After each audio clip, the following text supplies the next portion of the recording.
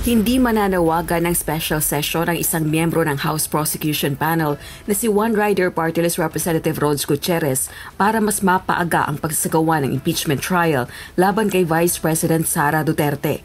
Giit ng mga kongresista, iginagalang nila ang Senado at hindi nila ito pressure.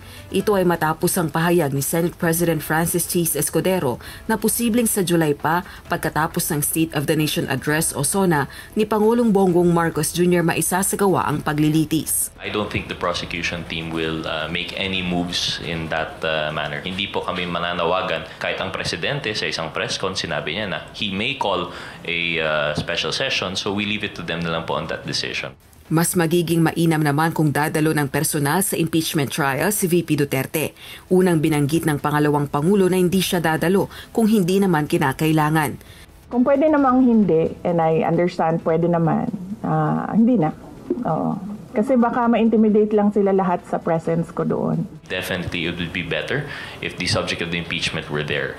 If she were to be presented as a witness also by their defense, then we would have the opportunity also to cross-examine po. Paninindigan ni Congressman Gutierrez, may sapat na ebidensya sila para sa impeachment trial ni VP Duterte. Samantala, mainit pa rin ang usapin ng impeachment matapos i-endorso ng Kamara ang 7 articles of impeachment sa Senado noong nakalipas na linggo.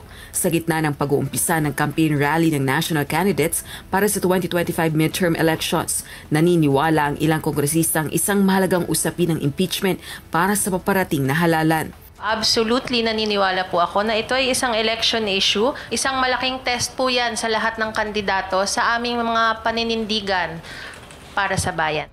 Ayon naman kay One Rider Party List Representative Gutierrez, sa pamamagitan nito makikita ang paninindigan ng mga kandidato. At least ngayon, magkakaroon tayo ng issue kung ano po ang tingin ng ating mga kandidato sa impeachment complaint. And mas makita po natin kung ano ang kanilang stand, ano po ang nilang gagawin, ano po ang kanilang mga personal convictions. Para naman kay Congresswoman Zamora na isang miyembro ng House leadership, dapat mapakinggan mula sa mga kandidato kung papaano nila mapapanagot ang mga opisyal ng gobyerno na umaabuso umano sa kanilang kapangyarihan. Dapat nating tanungin ng ating mga ihinahalal kung papaano ba, kung dapat bang panagutin ng mga tao patungkol sa pagwawaldas ng pera ng bayan, patungkol sa hindi pagsunod sa saligang batas. Parehong endorser ng articles of impeachment sina Zamora at Gutierrez.